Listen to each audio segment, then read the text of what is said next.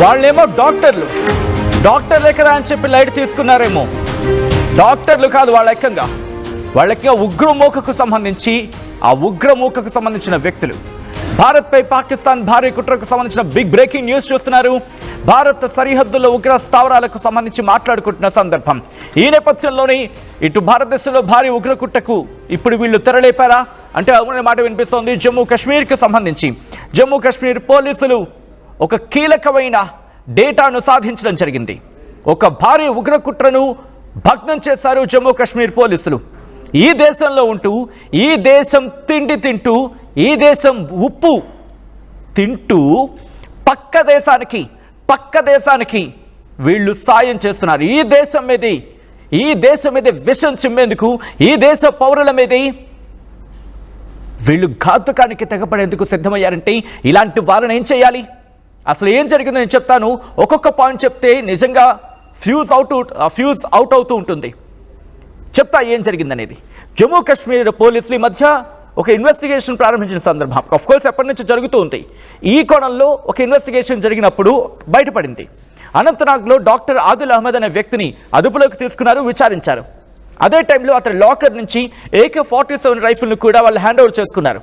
Hand over చేసుకున్న తర్వాత వాళ్ళ స్టైల్లో వాళ్ళు విచారిస్తూ ఉంటారు కదా, ఆ వచ్చిన డేటా బేస్ చేసుకొని ఈరోజు ఫరీదాబాద్లోని ఇన్వెస్టిగేషన్కి వెళ్ళారు. ఇన్వెస్టిగేషన్ కావచ్చు, ఎంక్వైరీకి కావచ్చు వెళ్ళిన పరిస్థితి ఉంది. అంతే, వాళ్ళు ఊహించిన దానికి ఒళ్ళు గగురుపాటు గురయ్యేలా ఇన్ఫర్మేషన్ అందింది అక్కడ వాళ్ళకి. ఆ ఇన్ఫర్మేషన్ వాళ్ళు చూడడం జరిగింది. ఏముందో తెలుసా? భారీగా ఆయుధాలున్నాయి, దాంతోపాటు పేలుడు పదార్థాలున్నాయి. ఏకంగా 360 కిలోల పేలుడు పదార్థాలు. వింటారా? అసలు నమ్మగలమా? ఈ దేశంలో ఉంటూ ఈ దేశ పౌరుని చంపేయడానికి ప్లాన్ చేసిన ఆ దుర్మార్గుడు వీడే. రేపు నేను బయటికి వెళ్తే, రిమెంబర్, మీరు బయటికి వెళ్తే మనల్ని చంపేసేందుకు ప్లాన్ చేసిన దుర్మార్గులు వీళ్ళు. ఈ దేశం అంటే వీళ్ళకి ఎంతకింత కక్ష.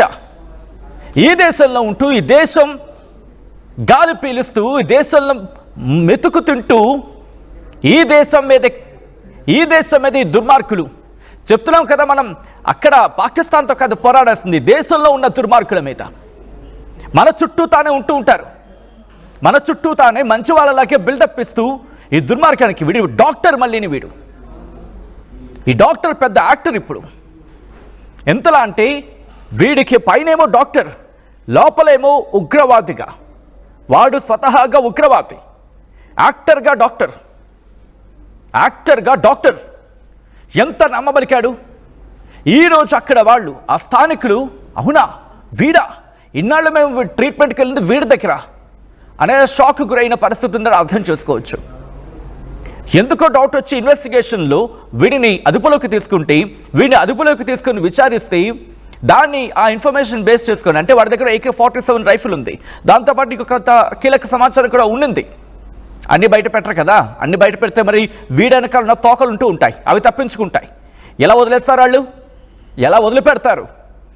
సో ఇన్వెస్టిగేషన్ ప్రారంభించిన తర్వాత AK-47 బేస్ చేసుకొని ఇన్వెస్టిగేషన్ ప్రారంభిస్తే ఫరీదాబాద్కి ఆ రూట్స్ ఉంటాయి. అక్కడికి వెళ్ళి ఇన్వెస్టిగేషన్ చేస్తే అక్కడ ఇంకొక డాక్టర్ ఉన్నాడు. వాడి డాక్టర్ కాదు, కోర్స్ వాడి వృత్తి డాక్టర్గా ఉండొచ్చు కాక, కానీ వాడు పైకి కనిపించేది డాక్టర్ అయితే అది నటన మాత్రమే. ఎందుకంటే వాడి అసలు రంగు ఉగ్రవాదం, వాడి రక్తం ఉగ్ర రక్తం. అవును, వాటి నరాల్లో జీర్ణించుకుపోయింది ఉగ్రవాదం. లేకపోతే 360 కిలోల పేలుడు పదార్థాన్ని ఎందుకు ఉంచుకుంటారు వీళ్ళు? ఫరీదాబాద్కి చెందిన ముజాషిల్ షకీల్ అనే మరో డాక్టర్ దగ్గర ఈ పేలుడు పదార్థాలు నిల్వ చేసినట్లు గుర్తించారు ఇటు యాంటీ టెర్రరిస్ట్ స్క్వాడ్. సాధారణంగా ATS ఉంటూ ఉంటాం, దాంతోపాటు స్థానిక పోలీసులు అంతా కూడా కలిసి వాడిని కూడా అదుపులోకి తీసుకుంటే, అంటే ఈ ముజాహిల్ షకీల్తో పాటు వీడిని కూడా అదుపులోకి తీసుకుంటే, ఈ ఆదిల్ గారిని కూడా అదుపులోకి తీసుకుంటే అప్పుడు అసలు గుట్టు రట్టయింది. వాడిని కూడా అదుపులోకి తీసుకుని విచారణ చేపట్టారు. వీళ్ళిద్దరికీ కూడా ఉగ్రవాద సంస్థలకు సంబంధించిన వాళ్ళ అనుబంధ సంస్థలే ఉంటూ ఉంటాయి కదా, ఈ తోక సంస్థలన్నీ కూడా వాటికి వీళ్ళకి సంబంధం ఉన్నట్లు గుర్తించారు. వీళ్ళు దేశంలో చాలా ప్రాంతాల్లో ఉగ్ర కుట్రలు ప్రణాళికలు చేస్తున్నారు. దేశంలో అశాంతిని సృష్టించేందుకు, దేశంలో ఈ దేశం ఎందుకు బాగుండాలి, ఈ దేశం బాగుంటే వీళ్ళ కళ్ళు కుట్టుకుంటాయి కదా, ఈ దేశం బాగుంటే వీళ్ళ కళ్ళు కుట్టుకుంటాయి. పక్కన అడుక్కు తినడానికి సిద్ధంగా ఉంది, పొండ్రు అక్కడికి మీరు అర్జెంటుగా పోయి ఆ దేశాన్ని బాగు చేయండి. పోని మీకంతా వాళ్ళ మీద మమకారం ఏడిసి సస్తే పొండు అక్కడికి, గుంపుగా పొండు అక్కడికి, అక్కడే ఉండండి, అక్కడే తిని అక్కడే బతికి అక్కడే మకాం కట్టుకుని ఆ దేశాన్ని ఉద్ధరించండి. పోయి ఇక్కడెందుకు దరిద్రం? ఎవడు చెప్పాడు మీకు ఉగ్రవాదం సరైందని చెప్పి? మనుషులను చంపమని చెప్పి ఎవరు చెప్పారు మీకు?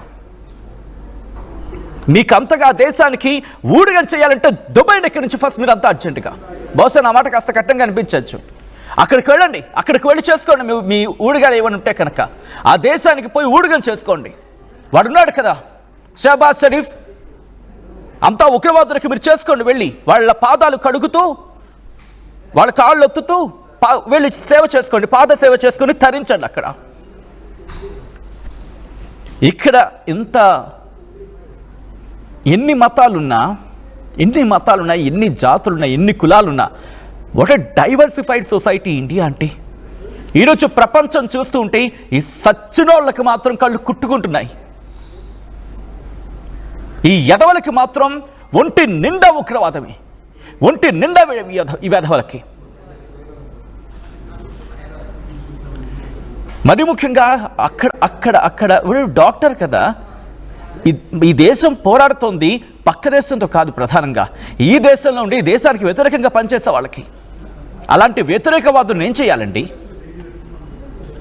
ఒక్కసారి యాంటీ టెర్రరిస్ట్ స్క్వాడ్ కావచ్చు, లేకపోతే ప్రస్తుతం ఈ అంశానికి సంబంధించి ఇన్వెస్టిగేషన్ చేస్తున్న అధికారులు కావచ్చు, ఏమంటున్నారు ఒక్కసారి వాళ్ళ మాటలు వినండి. రక్తం సల సల సల సల సల సల సల కాగిపోతూ ఉంటుంది వాళ్ళ మాటలు వింటూ ఉంటే. ఒక్కసారి వాళ్ళు ఏమన్నారు చూద్దాం. चौधरी को एक इन्फॉर्मेशन मिली थी कि हैदराबाद का रहने वाला एक आदमी जिसका नाम सैयद अहमद मोहिउद्दीन है, ये देश में आतंकवादी घटना को अंजाम देने के लिए कुछ कार्रवाइयां कर रहा है और इसी के कॉन्स्पिरेसी के भाग के तहत ये गुजरात अहमदाबाद भी आने वाला है। इस इन्फॉर्मेशन को सीनियर अधिकारियों के साथ शेयर किया गया, काफी टीम्स बनाई गई, टेक्निकल एनालिसिस किया गया, इसके ह्यूमन इंटेलिजेंस को भी डेवलप किया गया और जाना गया कि ये आदमी जो है इसकी मूवमेंट अहमदाबाद में ही लोकेट हो रही है। गुजरात एटीएस के डीवाईएसपी श्री यशवंत चौधरी को एक इन्फॉर्मेशन मिली थी कि हैदराबाद का रहने वाला। చూస్తున్నారుగా ఒక్కొక్కరిది ఒక్కొక్కటి. ఇంకా ఇన్వెస్టిగేషన్ జరుగుతూ ఉంటే, ఇంకా ఇన్వెస్టిగేషన్ ఇన్డెప్త్గా జరుగుతూ ఉంటే ఇంకా పేర్లు బయటకు వస్తున్నాయి. అనంతనాగ్లో ఉగ్రవాదులను అదుపులోకి తీసుకున్నారు పోలీసులు. ఉగ్రవాదులకు సాయం చేస్తున్న డాక్టర్ ఆదిర్ని అదుపులోకి తీసుకున్నారు. ఆదిర్ సమాచారంతో ఫరీదాబాద్లో ఒక హాస్పిటల్పై దాడికి వెళ్లారు. దాడి ఇన్ ద సెన్స్ ఇన్వెస్టిగేషన్కి, ఎంక్వైరీకు. హాస్పిటల్లో భారీగా పేలుడు పదార్థాలను స్వాధీనం చేసుకున్నారు. గుర్తుందా? అదొక హాస్పిటల్. వీళ్ళు ఎంత టాక్టికల్గా ప్లాన్ చేశారో చూడండి. ఒకవేళ బయట ఎక్కడో కాకపోతే హాస్పిటల్ని పేల్చేసినా పెద్ద వీళ్ళకేం ఫరక్ పడదు కదా అక్కడ.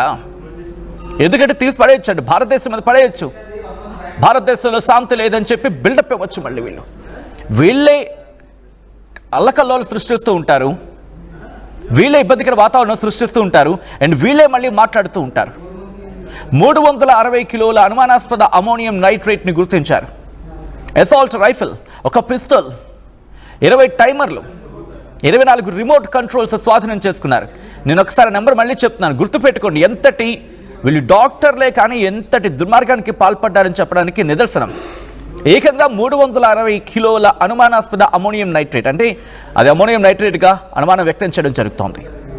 ఒక అసాల్ట్ రైఫిల్, ఒక పిస్టల్, 20 టైమర్లు, 24 రిమోట్ కంట్రోల్స్ని స్వాధీనం చేసుకున్నారంటే, అంటే 24 రిమోట్ కంట్రోల్స్ అనుకుందాం. ఒక్కొక్క సెంటర్కి అనుకుందామా? ఒక్కొక్క లొకేషన్లో ఒక్కొక్క రిమోట్ కంట్రోల్ అనుకుందామా? అంటే 24 రిమోట్ కంట్రోల్స్ని వాళ్ళు అక్కడ స్వాధీనం చేసుకున్నారంటే 24 చోట్ల పేలుడు పెట్టేందుకు, అంటే ఆ పేలుడు సంభవించేలా ఏర్పాట్లు చేశారా? అటువంటి ప్రణాళికలు సిద్ధం చేశారా? 20 టైమర్లు అంట. వీళ్ళు డాక్టర్లా లేకపోతే ఇంకేమైనా? దీంతోపాటు ఎలక్ట్రిక్ వైరింగ్, బ్యాటరీలు, 5 కిలోల భారీ లోహ డంప్. ఆలోచించండి ఒకసారి. దేశంలో ప్రముఖ నగరాల్లో పేలులకు కుట్ర చేశారు ఈ ఉగ్రవాదులు. డీటెయిల్గా ఇన్వెస్టిగేషన్ జరుగుతూ ఉంటే డాక్టర్ల నెట్వర్క్పై మరింత అనుమానాలు వ్యక్తమవుతున్నాయి. వీళ్ళ నెట్వర్క్ ఏదో అంటూ ఉంటారు కదా, తీగలాగితే డొంక కదిలిందని చెప్పి. తీగలాగితే డొంక కదిలిందట. అలా ఉంది ప్రస్తుతం వీళ్ళ పరిస్థితి. అంతటి దుర్మార్గపు చేష్టలు ఉడుతున్నారు వీళ్ళు. చెప్పడానికేమో డాక్టర్స్, కానీ వీళ్ళు చేసే ప్రవృత్తి మాత్రం ఉగ్రవాదం. వీళ్లకు సంబంధించి నిజంగా ఒక్కసారిగా అందరూ షాక్ గురైన పరిస్థితి. విజువల్స్ మీరు చూస్తున్నారు. ప్రస్తుతం అక్కడికి చేరుకున్నారు అధికారులు, చేరుకొని ఇన్వెస్టిగేషన్ చేస్తున్నారు. మా ప్రతినిధి నవీన్ అప్డేట్స్ అందించేందుకు సిద్ధంగా ఉన్నారు. నవీన్, ప్రస్తుతం ఈ ఇద్దరిని అదుపులోకి తీసుకొని విచారిస్తున్న క్రమంలో ఇంకా ఎటువంటి విస్తుపోయే నిజాలు బయటకు వస్తున్నాయి? అంటే పోలీసులు చెప్పేదాని విధానం చూసుకుంటే దేశంలో భారీ ఉగ్రకుట్రకి పాల్పడేందుకు కూడా ముగ్గురు పక్క ప్లాన్ వేసినట్టు కూడా పోలీసు కూడా చెప్పడం జరుగుతుంది. ఈ నేపథ్యంలో ఇటు ఇంటెలిజెన్స్ విభాగం సంబంధించినటువంటి అధికారులతో పాటు జమ్మూ కాశ్మీర్ పోలీసుకు చేపట్టినటువంటి ఆపరేషన్ లో వీరు పట్టుబడడం జరిగింది. వీరి దగ్గర ఉన్నటువంటి 350 కిలోల పేలుడు పదార్థాలతో పాటు 2 రైఫల్స్ ని కూడా స్వాధీనం చేసుకోవడం జరిగింది. అయితే ఇదంతా కూడా ఫరీదాబాద్ ప్రాంతంలోనే పోలీసులు కూమింగ్ చేస్తున్నటువంటి సమయంలో వాడుకున్నటువంటి పక్కా సమాచారం ఉన్నటువంటి నేపథ్యంలో పోలీసులు వీరిని కూడా పట్టుకోవడం జరిగింది. అయితే గత నెల 27వ తారీఖున శ్రీనగర్ లో ఒక పోస్టర్ కూడా బయటపడడం జరిగింది. జైషే మొహమ్మద్ సంబంధించినటువంటి ఆ పోస్టర్ ని కూడా ఇటు ఈ వైద్యులు ఎవరుతున్నారో వీరే ఆ పోస్టర్ ని బతికించారని చెప్పేసి కూడా ప్రస్తుతానికి పోలీసుల ఇన్వెస్టిగేషన్ లో కూడా కొంత బయట కూడా సమాచారం కూడా రావడం జరిగింది. అయితే యూపీలోని ఆ సలాంపూర్ చెందిన